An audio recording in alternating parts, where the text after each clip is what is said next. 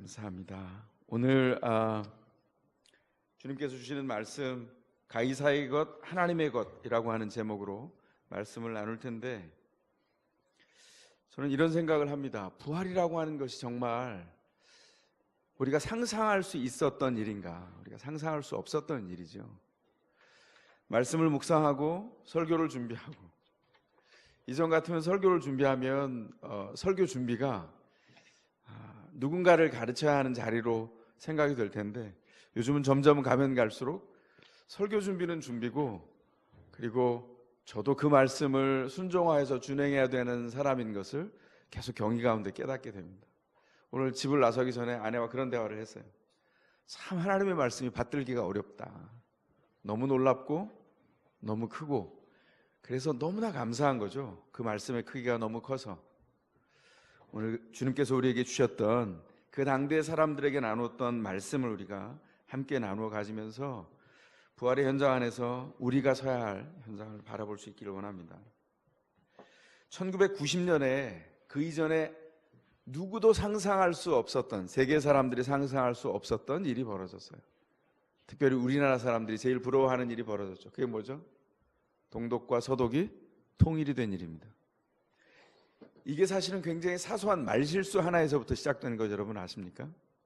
동독의 공산당 대변인이었던 귄터 사보브스키라고 하는 사람이 동독의 여행자들의 자유화를 발표하는, 조금 더 느슨하게 여행할 수 있다, 이런 임시법안을 발표를 할 때였는데, 독일어가 서툴렀던 외신 기자들이 그 샤보브스키에게 다시 물었습니다. 무슨 말이죠? 지금 뭐라고 말한 겁니까? 그랬더니 너무 바쁜 나머지 샤보브스키가 어떻게 대답했냐면 바로 즉시 이렇게 대답했어요. 짧게. 여러분, 샤보브스키 이렇게 치시면 구글 인터넷에 그 장면이 그대로 다 나와 있습니다. 아주 사소한 말실수였죠. 그런데 기자회견장이 술렁거리기 시작했습니다. 기자들이 즉시 기사를 써서 전 세계로 타전하기 시작했는데, 그 기사의 내용은 지금부터 즉시 동독에 있는 모든 주민들이 서독으로의 여행이 가능하다. 그리고 이 소식이 전해지자마자 동독 주민들이 어땠을까요? 모두 다 사실은 서독으로 들어가는 관문인 체크포인트 찰리라고 하는 곳으로 다 몰려들었어요. 관문에 있던 소식을 알지 못하는 경비병들이 너무나 아연실색을 했죠. 너무 많은 사람들이 몰려들고 아수라장으로 지금 그렇게 얘기했다. 지금 대변인이 얘기했다. 공산당이 발표했는데 니들이 뭔데 우리를 막아서냐? 결국 이 경비병들이 압도가 돼서 문을 열어줬어요. 왁 사람들이 쏟아져서 서독으로 들어가기 시작했습니다. 그리고 베를린 장벽을 망치로 깨기 시작했어요. 그리고 사람들이 거기 올라와서 장벽의 일부를 무너뜨리고 또 무너뜨리고, 그리고 장벽이 무너지고 독일이 통일이 됐습니다. 너무 놀라운 일은 이게 황당한 말실수 한마디 때문에 무너져 버렸다는 거죠. 저는 이 기사를 환기하면서 어떤 생각이 드냐면, 신자인 우리가 세상에 나간다는 게 어떤 뜻일까? 어쩌면 이 동독의 공산당 대변인이었던 샤보브스키가 했던 사소한 말실수 하나처럼 우리를, 신자들을 세상에 내보낸다는 것이 세상은 큰 실수를 하는 일이 아닌가, 그런 생각을 하게 됩니다. 그런데 위대한 실수죠. 하나님의 뜻을 간직하고 그 정신을 따라 세상을 살겠다고 하는 사람들이, 사람을 존엄하게 여길 줄 아는 사람들이 세상에 확 쏟아져 나가서, 교회의 일원인 사람들이 자기에게 주어진 부르심을 따라 있는 직장과 가정과 이웃이 있는 현장 안에서 하나님의 생명을 나누어 가지고 잔치를 시작하기 때문입니다. 오늘 본문을 보면 이 본문 당대에 예수님은 바리새인들에게 살해 공모에 시달리고 있습니다. 바리새인들은 계속해서 예수님을 어떻게 죽일 수 있을까, 그렇게 생각을 하다가 트집을 잡아서 어떻게 올무에 걸리게 할까 의논을 했죠. 그리고 나서 바리새인들이 제자들에게 사주를 해가지고 예수님께 보내서 이렇게 말하게 합니다. 헤롯 당원들과 함께. 헤롯 당원들은 누구죠? 왕당파로 사실은 국가의 시스템을 유지하고 있는 사람들이에요. 그러니까 국가에 반하는 사람인 거죠, 예수님이. 바리새인과 헤롯 당원들이 짝짝꿍이 맞았습니다. 뭐라고 얘기합니까? 선생님은 늘 바르게 말씀하시고 바르게 가르치시는 바르다 김 선생 아니고 바르다 예 선생님이십니다. 그러니 오직 하나님의 진리를 가르치시는 선생님께 하나만 여쭙겠습니다. 우리가 황제에게 세금을 바치는 게 옳은가요? 아닌가요? 이렇게 물었어요. 오늘 본문에 우리가 황제라고 번역되어 있는데 원문에는 그냥 가이사라고 그냥 표기되어 있습니다. 그래서 제가 이후에 설교 내용에 가이사라고 이름을 붙이겠습니다. 가이사에게 세금을 바치는 게 옳습니까? 옳지 않습니까? 이 질문을 받은 예수님은 이들의 간악한 생각을 아셨죠. 간악한 계획이 뭐였죠? 만약에 세금을 내라 그러면 가이사에게 내라고 하면 로마와 내통하는 반역자가 됩니다. 내지 말라고 하면 유대민족의 반역자가 되죠. 헤롯 당원들의 의도는 뭐였냐면 지금 로마의 권력을 위탁받은 권력자로 행사하면서도 로마의 권력과 하나님 나라의 영역이 서로 대립하고 있는 것을 나타내길 원했어요. 그리고 예수가 그 한가운데 끼어서 봉변을 당해서 그 사회에서 제거되기를 원했던 거죠. 이게 왜 중요했냐면 이 당대에 로마에게 세금을 바치는 일이 상당히 민감하고 고통스러운 문제였습니다. 이게 언제부터 시작됐냐면 서기 4년부터, 그러니까 주 4세기부터 시작이 됐어요. 그때 인구를 조사했던 기록이 나오죠. 인구를 조사했던 기록이 나오기 때문에 역사가 재구성할 때 원래 예수님의 시대, 그게 AD 1년부터, 서기 1년부터가 예수님이 탄생한 때부터 계산을 하지만 역사적으로 정밀하게 보면 서기 4년부터가 시작이다 이렇게 봅니다. 왜냐하면 요 세금 받은 근거가 여기 나와 있기 때문이거든요. 왜냐하면 그 즈음에 그 인구조사가 이루어질 때 마리아와 요셉이 고향 베들레헴으로 갔던 일을 바로 마태복음 1장이 기록하고 있습니다. 그러니까 로마 제국 전역의 속주에 식민지에 세금을 다 부과시켰어요. 유대인들도 이 식민지세를 내야만 됐는데 문제는 뭐였냐면 유대인들은 자존심이 굉장히 강한 민족입니다. 이 세금을 내는 것 자체가 스스로 국권을 잃어버렸다는 것을 계속 상기하게 만들었어요. 그래서 끊임없는 반발이 유대인들 내에서 일어났는데 그 중에서도 열심당원들, 성경에 열심당이라고 나오는 젤롯 당이 반발이 제일 심했습니다. 그래서 그 사람들은 가이사의 얼굴이 새겨져 있는 동전을 사용하지도 않고요, 아예 쳐다보려고도 하지 않았어요. 왜냐하면 거기에 뭐가 있죠? 형상이 들어있거든요. 그래서 예수님이 어린 시절이었을 때 어떤 일이 벌어졌냐면 유대 안에서 반란의 항쟁들이 여럿 있었는데 그 중에서 가장 큰 항쟁 중에 하나가 이 세금 문제로 항쟁을 했던 유다라고 하는 이름을 가진 사람이 봉기를 했습니다. 유다는 유대인들에게 식민지의 반란 지도자의 이름으로 대표적인 이름 중에 하나예요. 예수님 오시기에 200년 전쯤에 반란을 일으켰던 유다 있죠. 유다 마카비. 역사에 기록되어 있는 마카비는 별명이고 원래 이름은 유다예요. 마카비는 망치란 뜻이거든요. 그래서 항쟁을 일으켰던 지도자 중에 유다라는 이름이 많았는데 이때는 예수님이 어린 시절 당시에는 세금 문제로 반란을 유다라는 사람이 지도자가 돼서 일으켰어요. 로마가 이 반란을 무자비하게 진압을 했습니다. 그리고 어떤 메시지를 전달했냐면 유대 지경 내에 세금은 선택이 아니라 의무다. 반드시 세금을 내야만 너희가 이 국민으로 살 수 있다. 그걸 증명하기 위해서 교회에 표시를 남겼어요. 그 사람이 살고 있는 그 변두리 지역에, 그 국도로 들어오는 지역에 뭐였을까요? 반란을 일으킨 사람들 중에 이미 죽은 사람들이나 아직 살아있는 사람들까지도 십자가의 처형에 처해서 그 국도에 다 매달아 놓은 거예요. 그리고 거기다가 사실은 팻말을 달아놓은 것처럼 경고문을 거기다가 달아놓은 거죠. 보건복지부에서 이런 팻말들 지역마다 지역 군수도 달아놓죠. 뭐죠? 저수지가 있으면 이 저수지는 수심이 깊사오니 수영을 하시면 익사할 수 있습니다. 이런 팻말이 있는 것처럼 세금을 내지 말라고 말하고 다니면 당신은 십자가형에 처해질 수 있습니다. 경고문이 붙어 있는 거죠. 그런 배경이 있던 시대였다는 거예요. 그런데 예수님께서 이 질문을 가지고 나온 사람들에게 질문을 다시 던지죠. 세금으로 내는 동전을 나에게 하나 가져와라. 나에게 보여줘라. 그랬더니 데나리온 하나를 가져왔습니다. 데나리온은 노동사 한 사람의 품값이에요. 데나리온을 가져왔더니 예수님께서 뭐라 하셨어요? 거기 이 초상이 누구의 것이고 요 적힌 글자가 누구의 글씨냐? 무엇을 기록하고 있느냐? 그 동전에는 당연히 로마 황제의 형상이 그려져 있죠. 이 데나리온 한 면에는 당시의 황제였던 티베리우스의 두상이 그려져 있습니다. 티베리우스는 누구죠? 아우구스투스의 아들이에요. 이어서 황제가 된. 그러니까 로마 공화정이 끝나고 황제가 되었던 가장 강력한 황제가, 첫 황제가 아우구스투스였어요. 제가 여러 번 말씀드렸습니다. 한 2번쯤 말씀드린 것 같아요.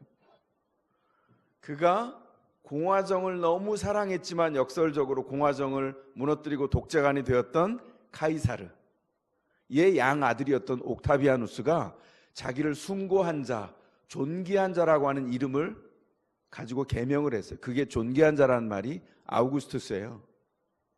그리고 아우구스투스라고 하는 이름을 가지고 그 앞에다가 자신의 양아버지의 이름을 붙였죠. 카이사르 아우구스투스. 가이사의 후계자, 존귀한 자, 황제 자신의 이름을 그렇게 붙였다고요. 그래서 황제가 다스리는, 공화정이 끝나고 황제가 다스리는 나라, 제국을 이렇게 만들었어요. 그리고 두 번째 황제가 바로 티베리우스입니다. 그래서 그 데나리온 동전 하나에 티베리우스의 두상이 한쪽 면에 들어있고 다른 한 면에 보면 뭐라고 써있냐면 거룩한 아우구스투스의 아들이며, 티베리우스 자신을 가르치죠. 폰티펙스 막시무스이신 티베리우스 카이사르, 이렇게 써 있어요. 폰티펙스 막시무스라고 하는 말이 뭐냐면 최고의 제사장이란 말이에요. 이건 무슨 뜻이냐면 이미 아우구스투스에서 그 아들 티베리우스로 옮겨졌을 때 황제가 자기 자신을 거룩한 제사장으로 여겼다는 겁니다. 자신의 왕좌를 신성시 여기는, 소위 말해서 우상화의 이데올로기가 진행이 끝났어요. 그래서 로마 제국 전역에서 황제를 신으로 여기거나 신의 아들로 여기는 일이 벌써 시작되었다는 것을 상징합니다. 돈에 그려져 있는 가이사의 형상은 뭘 의미할까요? 그 돈이 통용되는 모든 곳에 가이사가 통치한다, 그렇게 말하고 있는 것입니다. 그 동전을 쓰는 사람들은 그 통치를 제가 인정하고 그 통치 시스템 안으로 제가 들어가겠습니다, 이렇게 생각하는 거예요. 자, 요 배경을 이해해야 됩니다. 그래서 바리새인의 제자들이 대답합니다. 이 동전에 누구의 초상이 있고 어떤 글귀가 있지? 제가 말씀드린 걸 다 알았죠? 그래서 이렇게 말합니다. 가이사의 것입니다. 오늘 본문이 그렇게 대답하죠. 예수님이 그 대답을 듣자마자 바로 말씀하십니다. 바쳐라. 원래 원문의 순서대로 하면 바쳐라. 가이사의 것은 가이사에게, 하나님의 것은 하나님께. 이렇게 대답을 내리십니다. 무슨 말씀이죠? 동전에 가이사의 형상과 글이 있으니까 세금 가이사에게 바쳐라. 사람들이 당황했습니다. 가이사를 인정한다는 건가? 그런데 이어서 하나님의 것은 하나님께, 이렇게 대답하니까 이거 뭐지? 이거는 굉장히 당대 위험한 혁명가들이 했던 말인데 알쏭달쏭합니다. 두 말이 그대로 다 전달이 되니까 사람들은 일단 예수님을 함정에 빠뜨릴 수 있는 평범한 대답을 얻지는 못했어요. 헷갈리는 거죠. 로마 제국에 타협하는 순응주의자구나 라고 생각하는 순간 하나님의 것은 하나님께, 그러니까 혁명가구나, 뭐지? 이런저런 의견으로 서로 분란이 일어날 수밖에 없습니다.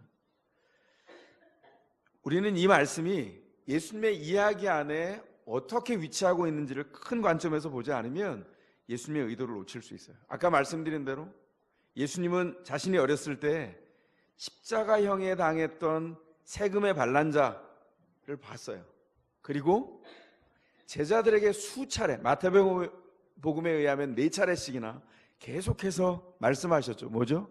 내가 십자가에 달릴 거다, 내가 이 고통을 받을 거다, 계속 말씀하셨어요. 그래서 예수님께서 개인적인 위험 가운데 들어가나 거기에서 빠져나오려고 한다, 이런 몸부림이 어디에도 흔적이 나타나지 않습니다. 당신은 당연히 당신이 감당할 일인 줄 알고 그 안에 스스로 빠져들어가려고 하셨고, 그래서 예루살렘으로 올라가셨어요. 누가복음 같은 데는 뭐라고 말하냐면 제자들이 육탄으로 방어하는 듯한 뉘앙스를 보이는 글들이 나옵니다. 예수님이 뭐라 그러시죠? 예수님이 의지를 가지시고 예루살렘을 향하여 걸어가셨다, 이렇게 말씀하세요. 왜냐하면 주님께서 소명을 이루시는 일이 이 십자가의 순환을 통해서 이루어질 일인 것을 자신의 기림을 분명히 아셨기 때문입니다. 예수님의 소명은 당대 유대인들이 생각했던 그런 혁명가의 꿈을 이루는 것이 예수님의 소명이 아니었어요. 예수님은 하나님 나라를 이루시는데 그 하나님 나라는 가이사의 나라를 굴복시키고 무너뜨릴 겁니다. 그런데 당대 유대인들이 고통을 당하면서 혁명을 일으켜서 무력으로 그 가이사의 나라를 무너뜨리려고 했던 그런 방식이 아니라 죽음이라고 하는 더 큰 제국을 예수님의 사랑과 능력을 통해서 십자가를 통과해내므로 능력으로 이겨내고 승리를 쟁취해 가실 것을 성경을 통해서 우리에게 한 걸음 한 걸음 걸으시면서 말씀해 주셨죠. 그 메시지의 본말이 어디 나타난 겁니까? 바로 이 아침에, 이 부활의 아침에 나타난 거예요. 제자들 누구도 상상하지 못했던, 가까이서 말씀을 들었던 어떤 사람들도 상상하지 못했던 부활의 일이, 부활의 이 아침에 하나님이 그리스도를 통해서 이루어 주신 일이 부활이라고 하는 것이 가시적으로 역사 안에 드러남으로 이루어졌어요. 부활은 무슨 일을 했습니까? 그 이전에 인류가 가졌던 역사에 꽉 막혀있는 죽음의 강력한 장벽을 단번에 뚫어버리셨어요. 역사의 시공간을 영원으로 연결시켜 버리셨습니다. 그게 부활의 능력입니다. 부활을 통해서 그래서 세상은 하나님이 준비한 새로운 시대와 통치를 맛보게 됐어요. 부활의 아침에 예수님이 일어나시고 제자들이 다 흩어지고 다시 주님 때문에 제자들이 모였을 때의 장면들이 사복음서에 다 다양하게 나타나 있죠. 거기 보면 아무도 준비가 안 돼 있습니다. 이 부활의 아침을 준비할. 그런데 어떻게 하시죠? 성령 하나님이 그 마음을 환기시키셔서 엠마오로 돌아갔던 제자들이 눈이 밝아지고 예수님을 보고, 함께 있던 제자들이 부활하신 예수님의 육신의 몸을 보고 함께 조반을 먹으면서, 아침을 먹으면서 예수님 과연 부활하신 것을 깨닫고, 그리고 그게 뭔지를 그때도 몰랐어요. 주님이 말씀하시죠. 내가 너희에게 한 말씀이 이제 이루어진다. 주님이 승천한 그대로 올라가시고 다시 오실 텐데 내가 가야 성령을 보낸다.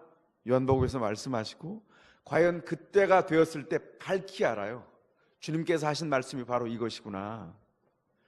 그리고 부활의 권능을 가지고 일상에 매여 살지 않고 일상을 살지만 하나님의 목적 안에서 하루하루를, 영원과 맞닿아 있는 하루를 살아내는 제자들을 통하여서 교회가 만들어졌습니다.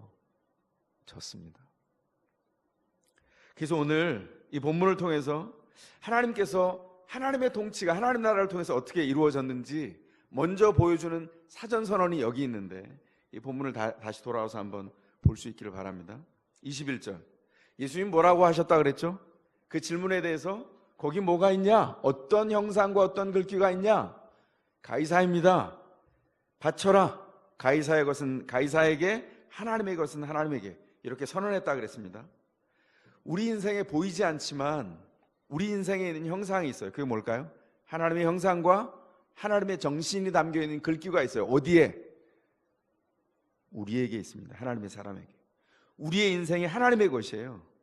그런 눈으로 이 말씀을 다시 해석하면 가이사는 하나님이 아니다. 그러므로 하나님의 통치를 받는 너희는, 너희 인생은 그 자체로 하나님의 것이다, 이렇게 말씀하는 거예요.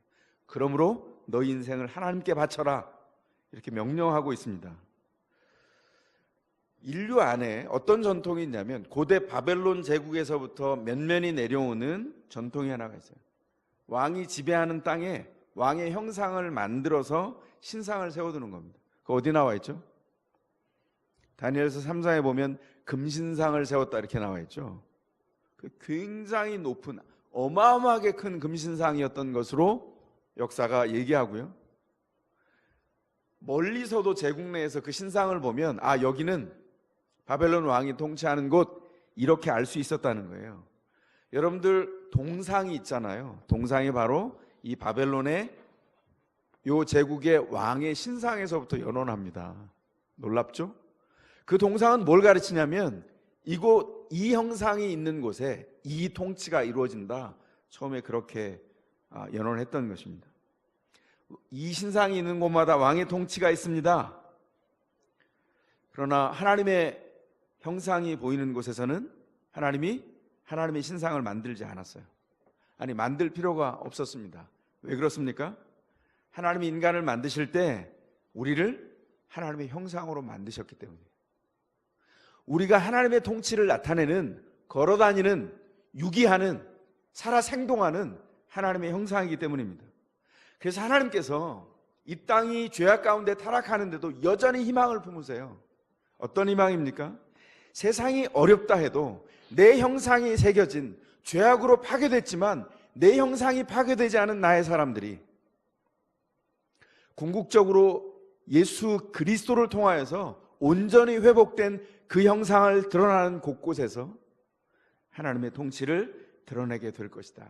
하나님의 글을, 그 인생에 써놓은 하나님의 글귀를, 그 인생에 새겨놓은 하나님의 형상을 유통하게 될 거다. 하나님이 그런 희망을 품고 계시다는 거죠. 하나님의 그 형상이 유통될 때 세상은 달라질 수밖에 없습니다.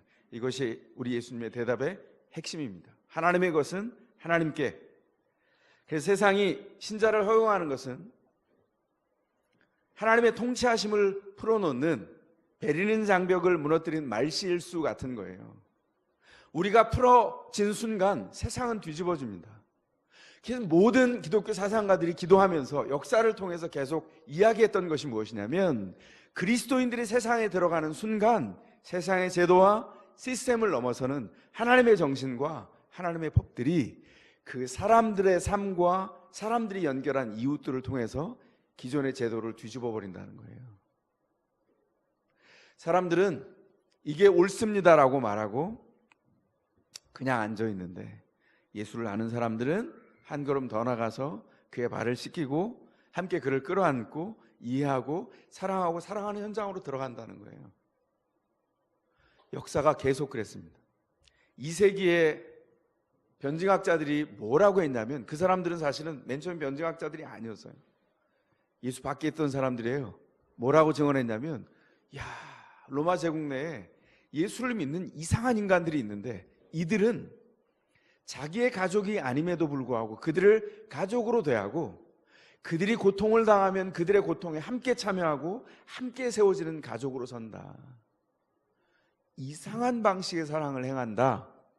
그런 이야기를 했습니다. 그리고 결국 그 사랑의 사람들이 로마 제국 내에 하나님의 형상으로 온갖 곳을 돌아다니면서 신분은 낮아서 노예이기도 하고 일반 평민에 불과했던 사람들이 점점 늘어나면서 그들이 하나님의 형상을 발현해낼 때 로마 제국은 결국 하나님의 제국으로 바뀌어버리고 말았습니다.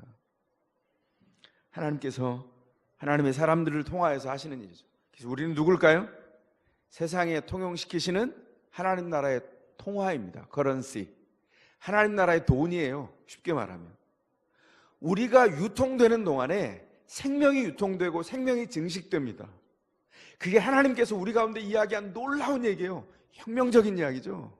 무력으로 세상을 뒤집는 것이 아니라 한 사람을 세상 가운데 파송함으로 그를 통하여 세상을 생명 있는 것으로 바꿔내겠다고 하시는 하나님의 놀라운 비전이 여기 있다는 것입니다. 예수님은 너무나 아무렇지도 않게 이 말씀을 하셨어요. 이 일들은 예수님의 입을 통해서 세상에 선포된 혁명적인 제안이고 선언입니다. 자, 그렇다면 사단이 가만히 있을까요? 가만히 있지 않죠. 왜냐하면 이렇게 된다면 사단의 왕국은 무너져 버릴 것이기 때문입니다.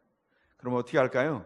신자로 하여금 그 본분을 망각하도록, 아니 엉뚱한 생각을 하도록 끊임없이 침범하고 생각을 산란시키고 하나님의 본 목적에 순수하게 따라가려고 하는 우리 마음을 계속 끌어내리려고 하고, 우리 가운데 하찮은 일에 마음을 빼앗겨서 그 일을 탐하거나 아니면 그 일 때문에 염려하거나 분노하도록 우리의 마음을 분산시켜버리고 결국 우리의 마음이 무기력해지게 됩니다.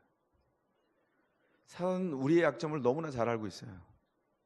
우리가 하나님께 의존해야 될 이유가 뭐죠? 매 순간 사단이 우리 약점을 너무 잘 알고 있다는 거예요. 얼마나 잘? 우리보다 더 잘 알고 있습니다.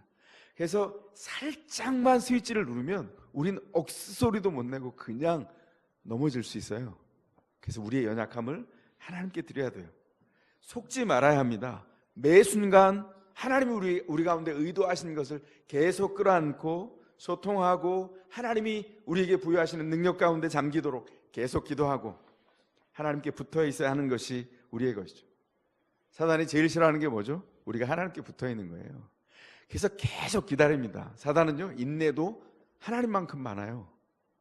약점이 드러날 때까지 우리가 무기력해지거나 생각이 산란해지거나 주님 앞에 집중한 마음이 내려놓아질 때까지 끊임없이 기다리다가 약해졌을 때 살짝 누르면 억소리도 못 내고 넘어진다는 걸 너무 잘 압니다. 우리의 일상을 돌아봐야 합니다. 어디가 무너져 있는지. 왜냐하면 우린 너무나 강력한 사람들로, 부활의 증인들로 주님이 세상에 내놓도록 주님이 준비하셨기 때문이에요. 여러분들은 한 사람 한 사람이 폭탄입니다. 네, 능력이 뭐죠? 두나미스예요. 부활의 능력을 가진 폭탄들이에요. 네? 근데 이게 파괴하는 폭탄이 아니라 터지면 세상이 이루어지는 폭탄이에요. 사랑이 유포되고 염려가 날아가고 사랑이 안착되는 사랑의 두나미스들, 이 폭탄들. 두나미스에서 다이너마이트가 왔잖아요. 제가 이런 퀴즈를 내기를 좋아하는데, 3살짜리의 손에 수류탄을 들려주고 제가 수류탄을 가지고 있어요. 누구 폭탄이 더 세게 터질까요? 둘 다 똑같이 터집니다. 왜냐하면 우리에게 있는 능력이 아니라 하나님의 것이기 때문이에요. 근데 다른 게 있죠. 3살짜리는 자기가 죽을 수도 있어요. 잘못 다루면. 우리가 하나님이 우리 가운데 부활 가운데 부여하신 이 놀라운 두나미스, 능력 가운데 있다는 것을 깨닫고 그 능력 위에 세워지는 것이 하나님이 우리 가운데 의도하신 목적이에요. 우리가 하나님의 통화입니다. 우리가 하나님의 형상을 입었어요. 우리 인생에는 하나님의 글귀가 써져 있어요. 몸을 한번 살펴보세요. 여러분들이 믿음 안에 컸다면 살펴보시면 스스로 큰 게 아무것도 없죠. 온몸에 하나님의 지문이 덕지덕지 다 묻어 있어요. 주님이 다 만지셔서 빚으셔서 세우셨어요. 우리에게 좋은 것이 하나라도 있다면 우리의 것이 아니라 하나님이 빚으셔서 우리 가운데 내놓으신 것입니다. 그러니까 우리가 뭘 한다고요? 이렇게 놀라운 일을 채우신 주님의 부활의 증인이 되어서 우리가 처해 있는 현장에 들어가서 그 증인이 되도록 하신다는 거예요. 그런데 집중하지 못하면 마음이 산란해져서 이런 생각을 한다는 것이죠. 성경은 때를 얻든지 못 얻든지 복음을 전파하라 이렇게 말씀하시는데, 우리는 뭔 내 짐도 한 짐인데 내 삶의 짐이 얼마나 많은데 무슨 전도는 전도야. 때를 얻든지 못 얻든지 염려하죠. 때를 얻든지 못 얻든지 걱정하고 걱정을 자꾸 걱정을 유포하려고 그래요. 남편과 아내에게 가장 많이 나눠주고, 심지어는 가장 사랑하는 자녀니까 자녀에게 더 많이 자녀에게 염려를 나눠주고 이러죠. 주님이 뭐라고 하신다고요? 하나님께서 우리에게 그 능력을 주셨으니 그 능력을 유통하라고 말씀하신 겁니다. 우리가 기억할 게 뭘까요? 우리는 하나님의 것이라는 사실이죠. 하나님의 형상이 담긴 이 인생이 얼마나 위대한지 깊이 묵상하고 돌아봐야 됩니다. 우리 인생이 만만한 인생이 하나도 없어요. 너무나 위대한 인생들입니다. 우리는 하나님 나라의 통화예요. 유통이 되면 될수록 세상이 흔들리고 생명인 것으로 바꾸어지도록 우리를 만들어 주셨어요. 그러므로 우리가 뭘 해야 되죠? 말씀에 매여서 말씀을 통하여 미친 꿈을 꿔야 합니다. 말씀이 근거하지 않으면 내 삶이 일어나지 않겠습니다. 말씀을 근거하여 한 걸음을 걷겠습니다. 말씀을 근거하여 한마디의 기도를, 내 인생의 도움을 주님 앞에 구하겠습니다. 약속을 근거할 테니 주님이여 저에게 능력을 주시고 그 기쁨으로 주님이 말씀하신 것처럼 저를 파송한 현장에서 그 생명을 유통하도록 주님 힘을 더해 주십시오. 세상은 생존만을 위해 살라고 말하죠. 근데 주님은 뭐라고 명령하시죠? 너의 부르심이 놀랍다. 너는 생존을 위해서 사는 것이 아니라 생명을 풍성하게 하는 잔치의 주관자로 내가 파송하니 잔치를 베풀어라. 사람들은요 다 자기 말을 하기를 원해요. 왜냐하면 다 한 짐을 지고 있거든요. 예수 믿는 우리는 더샘물의 가족들은 뭘 해야 되죠? 한 짐을 지고 있는 사람들의 짐을 나눠줘야 하죠. 그리고 그들에게 짐을 이제 더 이상 안 져도 돼요, 가벼운 짐이 있어요, 예수를 소개할 수 있어야 합니다. 그러려면 어떻게 해야 되죠? 삶이 섞여야 돼요. 나누어져야 됩니다. 제가 섬기고 있는 학교에서 졸업한 아이가 딱 1년 전 요맘때 저를 찾아왔어요. 계속 울면서 상담했던 내용이 굉장히 놀랐어요. 저도 대학교 1학년짜리가 대학에 들어갔는데 꿈을 품고 캠퍼스 생활을 하는 게 아니라 대학교 1학년 아이들이 1학년인데 첫 학기에 지금 3월을 지나서 4월에 들어왔는데 생존을 위해서 유력한 교수님과 유력한 일을 바라보고 줄서기가 자연스럽게 쫙 이루어진다는 거예요. 제가 듣고 너무 놀랐는데 놀라지 않은 척했어요. 왜냐하면 제가 놀라면 얘가 당황할 거라. 놀라지 않고 듣고 아 그렇구나. 그리고 기도하고 그 아이가 마음을 무장하는데 굉장히 많은 시간이 필요했습니다. 1년이 지난 지금은 어떨까요? 스스로 무장해서 누군가를 돕기 위한 자리로까지 나아가서 지난주에는 어떤 선교단체를 물었어요. 이런 선교단체가 어느 단체인지 아세요? 되게 오래된 단체인데 저도 답을 주면서 그 단체가 아직도 캠퍼스에 있니? 그런데 그 단체는 이단은 아니야. 그 단체는 이런저런 면에 장점이 있고 이런저런 점에 약점이 있어. 이런 얘기를 대화를 했어요. 그건 뭐죠? 자기가 누군가를 섬겨가기 위해서 지금 계속 품을 넓혀가고 있다는 증거거든요. 대화를 주고받으면서 너무 감사하더라고요. 지금 대학에서부터 생존을 준비하는 현장이 됐어요. 젊은이들이 꿈을 꾸지 않습니다. 젊은이들이 세상에 유통되고 있는 세상의 생존의 방법을 어떻게 잘 익힐까? 그것만 해도 너무나 가슴에 여유가 없는 시대에 살고 있어요. 어떻게 해야 될까요? 생존이 아니라 생명, 그게 교회의 구호입니다. 하나님이 이 땅에 교회를 두신 이유는 그 생명을 널리 풍성하게 유통하도록 하시기 위함입니다. 더샘물의 성도들이 하나님의 형상을 입고 세상에 나아갑니다. 동독의 그 대변인이 사소한 말실수를 한 것처럼 우리를 내놓는 것이 세상의 실수가 되어야 합니다. 우리가 유통되어서 하나님 나라가 분명하게 드러나고 유통되어서 생명이 살려지는 일들이 그 안에 있는 것을 한번 상상해 보십시오. 제가 여러분에게 다시 한번 묻겠습니다. 여러분은 누구의 것입니까? 하나님의 것이죠. 그렇다면 여러분의 인생을 하나님께 바치십시오. 하나님의 말씀을 근거해서 그 거룩한 부르심을 근거해서 유통시키십시오. 무슨 생수회사 같습니다. 그죠?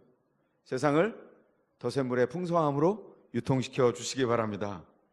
사실 교회는 생명이 유통되는 곳입니다. 하나님의 사람인 여러분들이 여러분 자신을 풍성하게 유통하십시오. 여러분 한 사람은 그렇게 만만한 존재가 아닙니다. 하나님이 이 위대한 일로 세우신 하나님의 형상입니다. 하나님의 형상을 축복합니다.